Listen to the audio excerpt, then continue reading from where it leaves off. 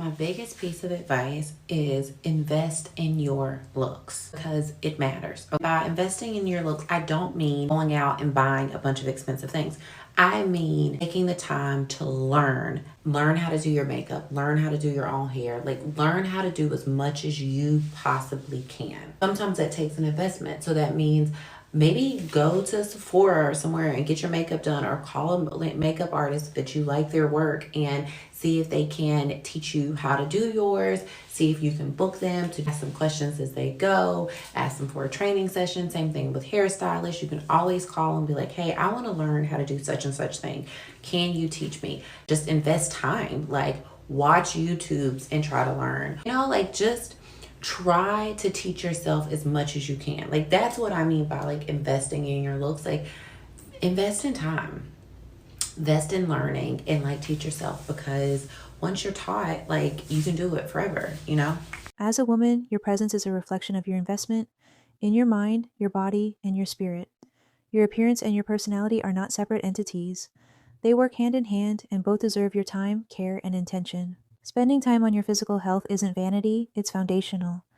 The time you take for your hair, your skin, your makeup, your style, it's preparation. Dressing well, maintaining your glow, curating your aura, these are acts of self-respect. You're not just getting ready. You're stepping into the version of yourself who is ready to receive everything she's prayed for. But don't stop at the surface.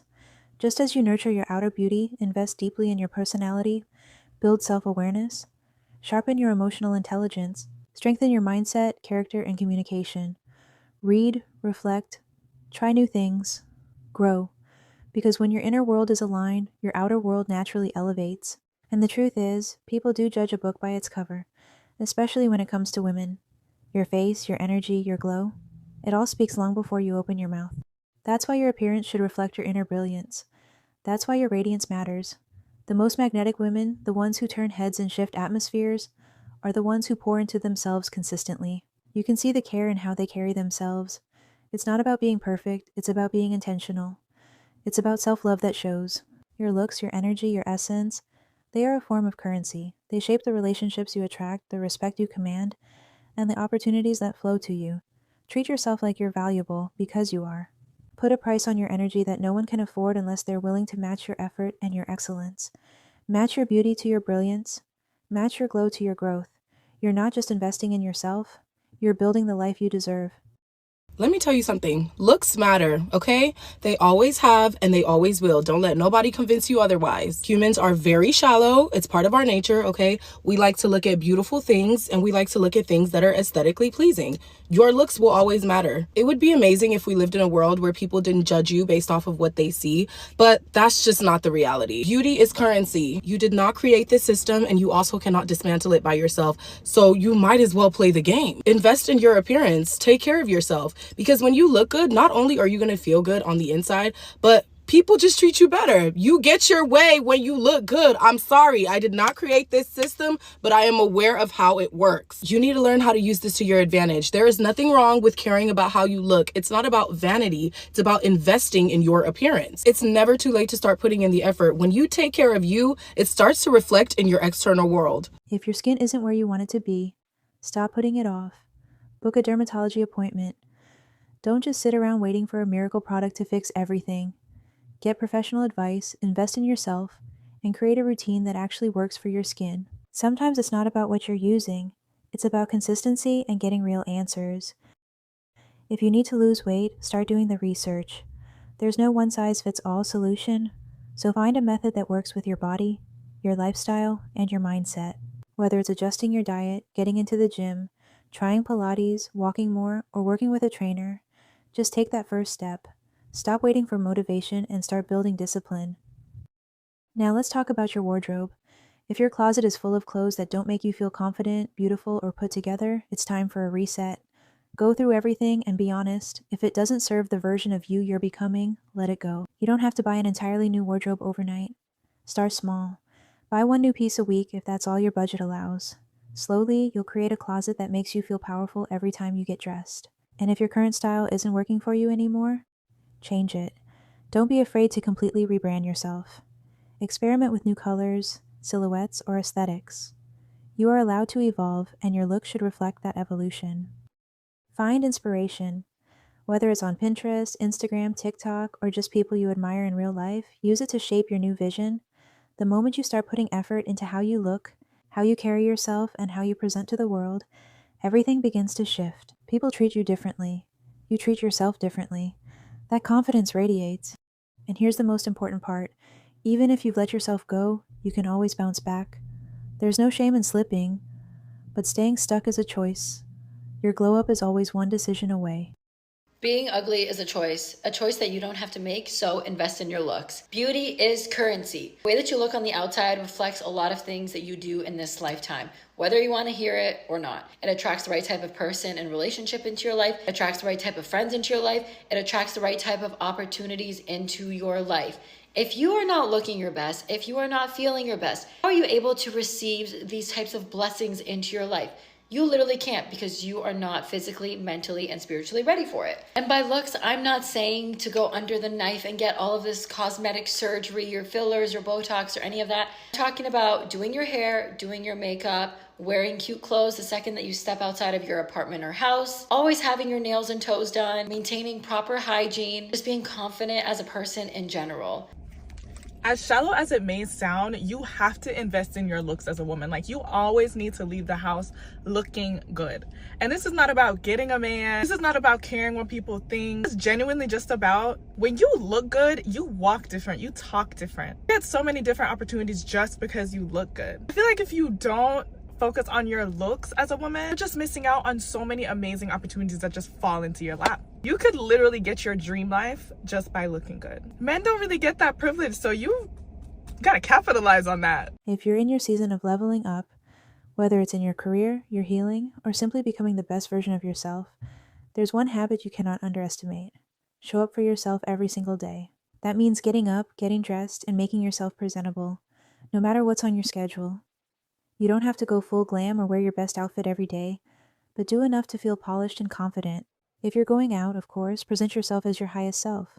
But even if you're staying in, make the effort. It shifts your energy in ways you can't ignore. I do this daily, even when I have nowhere to be. It might be light makeup, a cute lounge set, or simply doing my hair, but it makes a difference. If I have somewhere to be, I put more effort. Because here's the truth. How you look affects how you feel. When you like what you see in the mirror, your energy rises, your posture changes, your presence shifts. You think clearer, move with purpose, and speak with assurance. Looking good isn't shallow, it's powerful. That confidence becomes fuel. It helps you tackle your to-do list, handle challenges with grace, and walk into any room, virtual or physical, with magnetic presence. It's much easier to be productive, assertive, and emotionally grounded when you feel pulled together. And let's be honest, when life is throwing negativity your way, there's nothing more empowering than facing it while looking like a force. Imagine dealing with hate or drama while looking disheveled and drained. Absolutely not. But when you're glowing, dressed well, and centered in your power, most negativity can't touch you. You become untouchable in both spirit and appearance. Our appearance is an extension of our energy. Our beauty is part of our wealth. We're operating on both physical and spiritual levels. And when you've taken the time to honor yourself in the mirror, you don't need outside validation. Compliments become bonuses, not necessities. You're not desperate for attention. You already know. Naturally, this intimidates some people. Sometimes it's other women. Comments like, "Why are you so dressed up?" or "Who are you trying to impress?" are rarely about you. They're about others feeling uncomfortable with your confidence. But that's not your burden to carry. As women, we must be secure enough to celebrate each other and ourselves without apology. Your self-expression is not a threat, so don't let anyone, man or woman, bully you out of feeling good in your skin. I often tell women, try a 30-day challenge. Do your makeup every day for a month. Take time with your skincare, your hair, your clothes, whatever helps you feel aligned. You'll notice the change in your mood, your mindset, and your productivity. You'll feel more grounded, more powerful, more you, because looking good and feeling good are deeply connected. When you honor your God-given beauty with intention and self-care, you radiate a kind of energy that is both graceful and commanding. People are naturally drawn to that. They listen differently. They respect your presence. So let this be your standard. If you ever catch yourself about to leave the house looking like, well, not at your best, turn around. Fix it. You deserve to show up as your most radiant, confident, and elevated self every single day. Because that version of you, she's unstoppable. Here are 3 things I do to always feel confident and put together as a woman. Number 1, I've mastered different types of makeup routines that I can do for different occasions. I think you should have 3 different routines. Your 5-minute makeup for when you just need to run out the door or you just want to do something cute and quick. Your 15 to 20-minute makeup, which is a little bit more elevated. You have a bit more time, you want to look extra cute. And then your makeup that may take you 45 minutes to an hour and a half. If you're going to be in front of a camera, you're going to a wedding, it's your birthday. Master those different types of looks. Practice those makeup looks, know what products work best on your skin, and you will feel confident because no matter the event, you will know how to do your makeup. The second thing I do is I take pride in how I look, even when no one can see me. I love to invest in beautiful patterned silky pajamas in colors that really complement my skin. This is especially important as a wife, but I encourage every woman to just invest in your indoor wardrobe, whether it's a beautiful lounge set, whether it's learning how to get a really good skincare routine so that even if you're not wearing makeup indoors, your skin looks glowing and it's well moisturized. Think about ways that you can take care of yourself and make sure that you still feel put together, even if it's before bed or you're just chilling inside your house. The third thing that keeps me feeling like a confident woman is that I stick to my signature style. I've experimented with different trends and I'm always open to trying new things, but I've learned what hairstyle looks good on me. I've learned the makeup colors that look good on my skin tone and my features. These are the things that I encourage you to learn. I don't know who needs to hear this, but people treat you better when you look better. There was a study done where they pretended to put makeup on women and the women were told to come back and report how they were treated that day and everything that happened during the day. When the women came back, they reported feeling more confident, they reported being treated better, they reported getting better attention, all of these amazing things. But in reality, they didn't actually get a makeover. They looked exactly the same. So what does that say to you? The better you look, the better you feel, the better you perceive the world. Because no one was actually treating these women better or worse because they looked the same that they did yesterday. The woman herself, in her own reality, felt like she was more beautiful or more confident or whatever she needed. And in turn, her reality changed to fit that worldview. So, look good, feel good, do good, be good, get good. Are there places where looks matter and places where looks don't matter? Let's talk about it. Let me tell you, the only place where looks don't matter is where people can't see. Because everywhere else, looks matter. Humans are visual creatures. We are not saying you must wear a suit or be a slay queen or even wear makeup. But people who are better looking, whether that is genetically or because they've worked on themselves, have a better experience of life. It does not matter which industry they occupy, what they do, it doesn't matter. They will always get better treatment, they'll get away with more, and they will do less work and get more rewards. Look around the organization that you serve. Look at everybody around you and see who's winning. Right? And yes, we can look at things like the fact that a lot of people who occupy really important designations like your CEOs, CFOs, people could argue that some of those guys, even billionaires and that kind of thing, aren't necessarily incredibly good looking people. But what do they have on their side? They have wealth privilege. And what do they do with that wealth privilege? They surround themselves with beautiful people. People who don't have beauty want to buy beauty and assimilate to beauty or good lookingness. Right? The way you look matters. And it is a currency. Some might argue that it's an even more valuable currency than money. Because when people have money, they strive to look good so they can be more acceptable or more welcomed into society and get more opportunities from a privileged perspective. So they want to tap into more privilege by being better looking. It's not enough that they're rich. No, they need to be better looking as well. They need to be really good looking so that they can tap into all the facets of privilege that exist in society. So don't play with yourself. Don't play with yourself. Some people just don't look good right now because they can't afford to, or they don't have the time to put into it. But trust me, they will find ways to access good lookingness. They will find ways to assimilate to it, despite the fact that they may have a better education, better job, more money. That doesn't matter. Beauty is often valued even more than money, especially when we see wealthy men choosing partners who don't come from the same social class. Despite having access to women from similar financial or social backgrounds, they often pursue those who are simply beautiful, showing just how much weight beauty holds in our society. In many ways, beauty functions like money. It grants access, influences perception, and can change the trajectory of your life when used wisely, especially if you come from humble beginnings. For women, beauty can be a bridge to better opportunities, whether it's in career advancement, romantic relationships, or social circles. And often, it's not just the beauty itself, it's what the beauty represents: effort, discipline, self-respect, and intention. When you take the time to invest in yourself, your appearance, your health, your energy, you signal to the world that you are someone of value. People tend to respond to that. They are more inclined to offer help, open doors, and extend opportunities to someone who clearly values themselves. It's a simple but powerful truth. The world often supports those who demonstrate they are already supporting themselves. Unfortunately, or fortunately, depending on how you look at it, we still live in a society where beauty and aesthetics play a major role in how people are treated and what they're offered. Resources, attention, and privilege often flow toward those who are visually appealing or appear to have value, even if they lack traditional forms of power like wealth or status. But the currency of beauty must be approached with wisdom. Don't let beauty become your identity.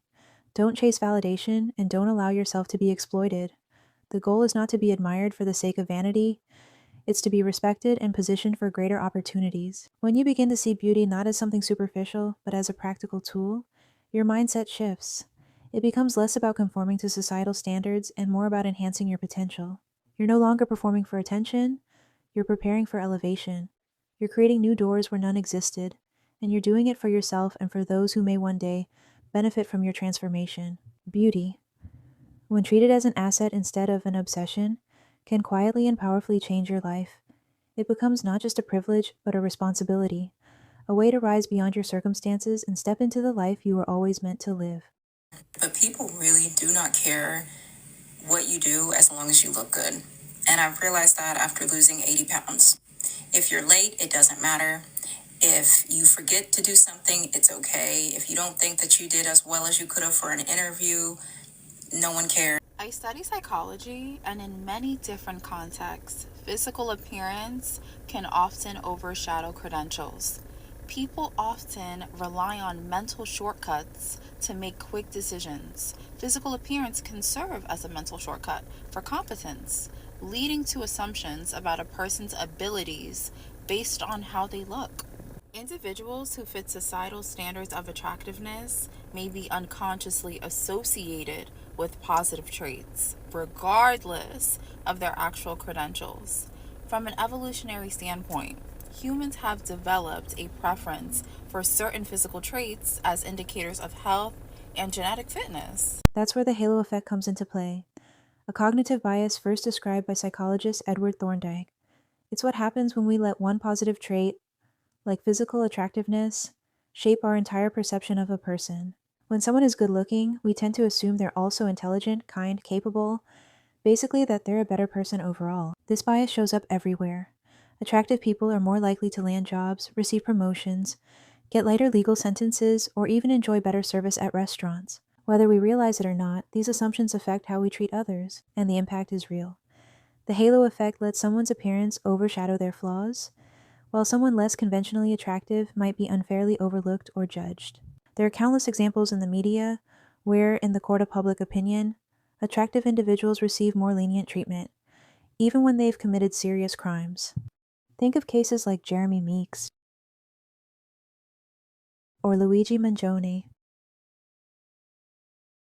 Society often holds good-looking people to different standards, offering them a level of sympathy or fascination that average-looking individuals rarely receive. What do you think of the charges against Brittany for hitting and run? And You guys, you know what? Brittany should be able to hit and run. You know, she's Brittany. She's a national treasure. She's the queen of the world. Let her hit. the halo effect, that some people just have like a certain aura or something around them that just like draws people to them or lets Oh, for people sure. Is there something like, is that natural, or you think you could like have to work on that yourself? That is a good question. I feel like it's, you know, when someone's trying. Yeah. But it is something that you can develop. I think with just concentrating your heart and really like just feeling positive in your own life and being full of self-love and full of positivity, like that's gonna come out and people are gonna see that. Facts. When you live your life a certain way. So it's like I think it can be developed. If you possess a few attractive qualities, people often assume the rest of you is equally admirable, that you're intelligent, kind, trustworthy, accomplished, and so on. The halo effect. And yes, it's often triggered by physical appearance. But here's the good news. You don't have to be conventionally attractive to benefit from it. Step 1. Elevate your appearance. This doesn't mean you need to look like a runway model. It simply means looking intentional and well-groomed. Style your hair daily, even if it's just a sleek bun. Put some makeup on. Or if you don't wear a lot of makeup, you can curl your lashes, apply a highlighter on your nose and your cheeks, and swipe on a bit of lip gloss. Nothing too crazy. It's not about flawlessness, it's about showing up with care. When you make an effort to present yourself well, people notice. Step 2. Highlight your best personality traits. You don't need to pretend to be someone you're not. Just dial up what's already authentic to you. If you're naturally kind, lead with compassion. If you've got a sharp wit or great sense of humor, let it shine. Embrace the characteristics that make you uniquely you, and don't be afraid to showcase them. Step 3. Be interesting. Do you travel often? Speak multiple languages? Have a passion for art, wine, or a niche subject? Whether you already have captivating interests or need to cultivate some, make curiosity a lifestyle. Being genuinely engaged with the world around you makes you more engaging in return. When people observe that you're kind, witty, insightful, and clearly take pride in your appearance, the halo effect kicks in. Suddenly, you're seen as the full package, even if you don't view yourself as traditionally attractive, and that perception can open more doors than you might expect.